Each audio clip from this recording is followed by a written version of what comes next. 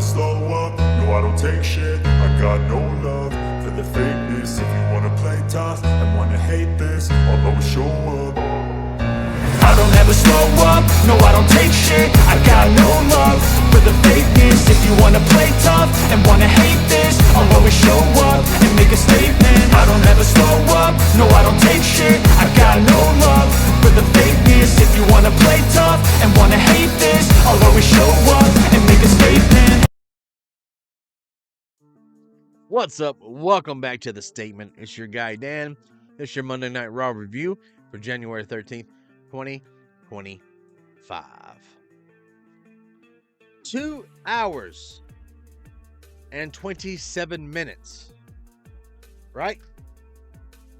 2 hours, 27 minutes. Sorry, producer. 2 hours and 27 minutes. And let me tell you this. I think this was, if not better than last week. I might be in that boat alone, but I don't know. I was highly entertained. Time out. Bobby, we got to come up with a new rating system for these shows. I say highly too much. Damn it, Bobby. That might work. Bobby, guys. Tonight's great. Fuck yeah. It was a great show. We start off the night with my boy CM Punk pulling into the arena, going straight to the ring, doing his punkish shit, talking about pointing at an imaginary sign, calling out John Cena a lot, talking about he saw him and all this other stuff, and then declares himself for the Royal Rumble. And then he asks for them to play his music, and we got Burn It Down. Seth Rollins comes out, still drip god. Serious Rollins. I like Serious Rollins. I don't like this. Joker Rollins needs to be a thing of the past. I won't Burn It Down back. He's still in his drip, but he comes down. He gave a couple fives to the kids. Cool. And takes off his sunglasses when he gets in. Punk basically is talking shit to him the entire time. Back and forth they go. Finally, Rollins like, I, in good conscience, cannot let you win the Rumble. That is my new goal. He goes, so I am also declaring myself for the Royal Rumble. Cool. Then, DM Hunk, Drew McIntyre's music hit, and both Rollins and Punk rolled their fucking eyes. Hilarious. Basically comes down where Punk was like, I'm done with this. We've done how to fight, but if you want to come down here and come get some. And then Drew's like, I have no qualms with you right now when we're not here for that. Sorry, I'm still getting over my sickness. And Rollins like, well, the sentiment's the same. Even if it's not for him, it's for me. So come on with it. And Rollins like, basically, he's an asshole, but at least he admits it. And full of shit, at least he admits it. He goes, but Drew McIntyre has now declared himself for the Royal Rumble. We took 15 minutes to get that out of these three guys. And I'm okay with that. It's fine with me. So now we got Roman Reigns, John Cena, Seth Rollins, CM Punk, Drew McIntyre, Jey Uso, Logan Paul, and LA Knight. We have 8 men that have declared that they will be in the Royal Rumble. I'm okay with this so far. That's a great lineup. Now, one of my favorite parts of the night. Chad Gable comes down, remix of You Suck from Kurt Angle. He cuts a promo how he's American made. Lights go down dark. A mask appears. New music. Penta is now WWE. And I could not be more happy about it. Penta is a superstar, ladies and gentlemen. This man has wrestled in every major promotion around the world. Ex-world champion. He is a star. Now, Tony Khan. This is how you debut and how you treat your superstars. In AEW, Penta was just part of a trios or a tag team. It's all Tony Khan wanted him for. Penta in his own right is a phenomenal wrestler. And he came down in a tribute, in his attire, a tribute to La Parka. Fucking awesome, bro. Was it the best match to debut in? No, there were some mess-ups. Was he hurt? No, that was just a sell. But this was the perfect way for Penta. It was the worst kept secret all week. We knew that this morning on WWE.com. All his merchandise was there for sale. Worst kept secret. But you know what? It worked out. This was San Jose. He lives in San Jose. So this was his hometown pretty much. They gave him the punk treatment. And the coolest thing about it, his entire family was on the front row. His daughter, as soon as she saw him on the major stage of WWE, started crying. That is amazing. She wanted this for her father. He wanted this for his family. After the match, it was a good 15-minute match, and it was a good match. It wasn't just a one lopsided. It was a back and forth contest, and that was great. And Penta got to show off some of the stuff he could do, and he showed the WWE fans that, hey, he's not going to be hindered by the moves that you're not supposed to do in WWE. Penta's a professional luchador. He knows how to do these moves. Some of these other people don't know how to take it. He took care of Chad Gable, and Chad Gable took care of him. Perfect starting match with each one of them. If you would have brought him in against Rollins or The Miz, I don't think it would have been the best match. Gable's a very hard worker, and he did his job. Not only that, Penta got to do a promo after the fact. He got interviewed for a second. He took the mic. He cut a promo in English and in Spanish. And a lot of you fans out there didn't know he could speak English. He could speak English. Fuckers. But he will be a star. I can see him within 6 months to a year becoming a singles title holder. Not world or WWE. I can see the Intercontinental or the US belt put on him within 6 months. Now, what I would do if I was WWE, I would give him the US belt and let him change it over to the Mexican Championship. The Mexico Championship. Let him redo it like MJF did the IWGP. That would be fucking amazing if you let him do that. Not only the sales on it, I would buy the real replica of that belt because that is awesome. That would be a great championship for him to have on for a couple months before we move him on to bigger and better things. And yes, he will be moved on to bigger and better things. Don't let it fool you. We also got a match. Ludwig Kaiser and Sheamus. It was good.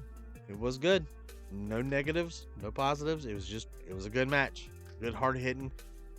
Men hitting each other. Then tonight we also got the finals and crowned a new women's Intercontinental title holder. And that woman was Lyra Valkyria versus Dakota Kai.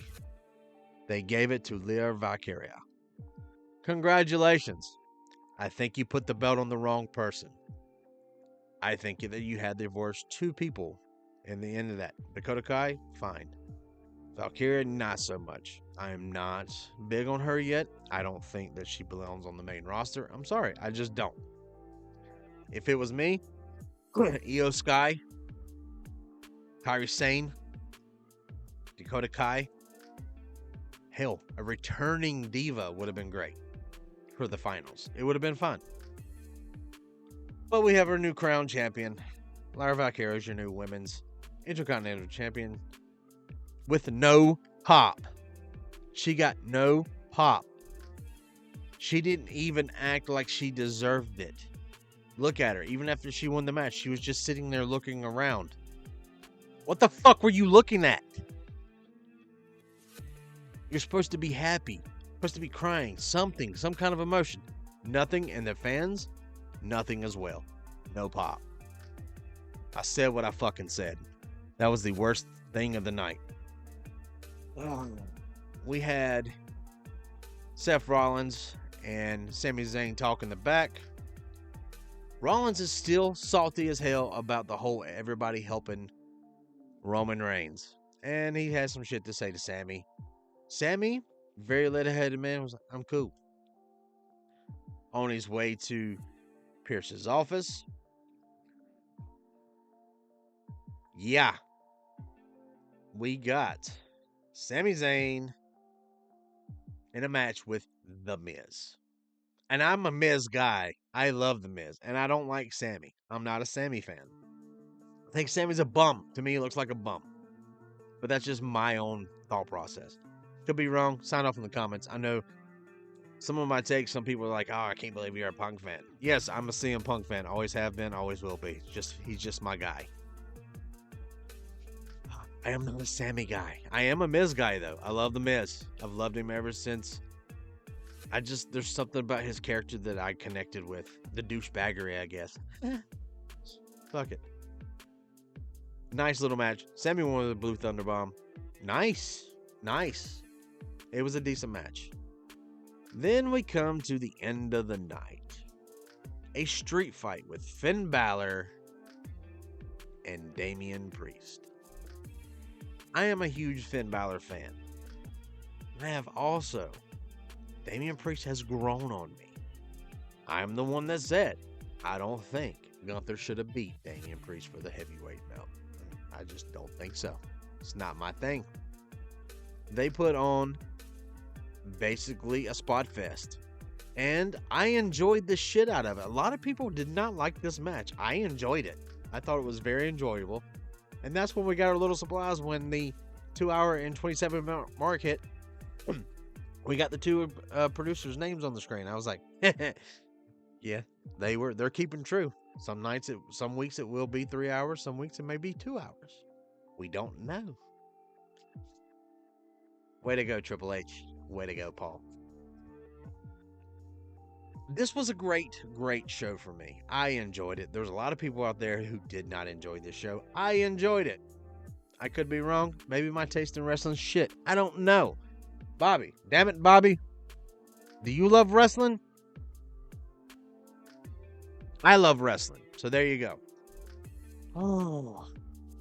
I enjoyed it. I cannot sit sometimes for 3 hours and watch this shit. If you do not know me in real life, I don't just sitting in a chair and watch TV. It's not my thing. I like to be standing up. I like walking around. Most of the time the TV's in the background just for noise for my OCD-ness. Right? It's rarely that I will sit down and watch something. Wrestling is something I have to sit down and watch because I enjoy it. Oh. Where do we go from here, ladies and gentlemen? Where do we go? Well, Friday, we're going to have another video, and we're going to see how Solo Sikoa comes back. Don't forget, Thursday, 7:30-ish, right here on YouTube, Facebook, Twitch, Instagram, and even Kick. The Wolfpack Wrestling Podcast. Myself with the 5-headed wolves. We're going to be sitting down, going over the last 2 weeks of wrestling. Yeah, it's going to be a great show. We had a great show last week. We had a special guest on. This week, it's just going to be the Wolfpack, I believe. But yeah, 7:30-ish. We say ish because we always say 7:30 and we always come on like 8. Pre-show is just basically a banner. And then when we go to live show, it is a live show. There's 5 of us in front of a camera talking to you guys. We go through the comments. We're going to have a fan appreciation night. We're going to have fans come in randomly on the show and hang out with us. Come check us out. It's not a big deal. Also, don't forget to follow the Statement Wrestling Podcast. I am part of the Wolfpack Wrestling Podcast Network. There's 5 shows that we're going to be putting on this year. This is one of those shows where we'll go to a live podcast forum, and I will also have these review videos. So you might get 3 to 4 shows a week from me. Eventually, I would love to just do a live podcast after every show. And that would be great.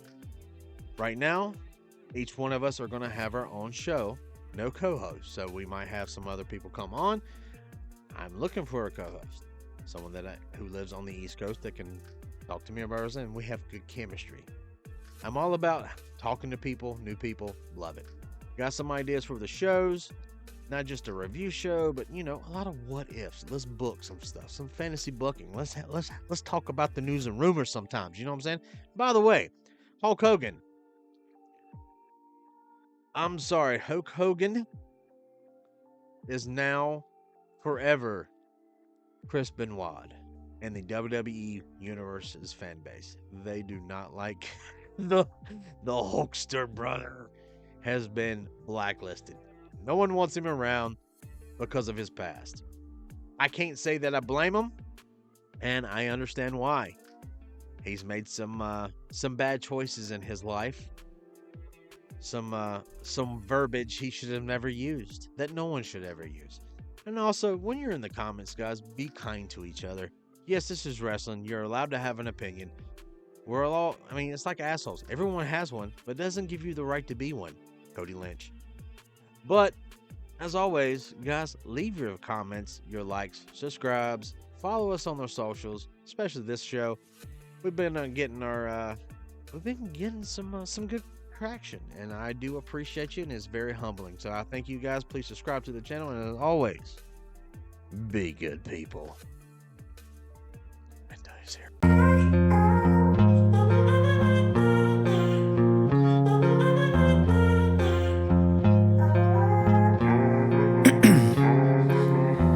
In my veins, I've been driving this train. Years in this lane, there's no stopping this flame. Cause I came to the game and I changed it to play how I like, rearranged it to my own domain. Yeah, I got what it takes, made lots of mistakes, taking shots, skipping breaks, feeling lost, feeling great, popping off, singing straight, never stopped, never changed. All the squad here to play, and I've got something to say, yeah. I work hard each and every day, I get lost in the words I say. I don't push pause, no, I push play. I won't stop till I make a change. I withdraw on the things I make. I turn flaws into flawless traits. I build tall, never capped in space. I won't stop till I hear him say, oh, oh, la, la, la.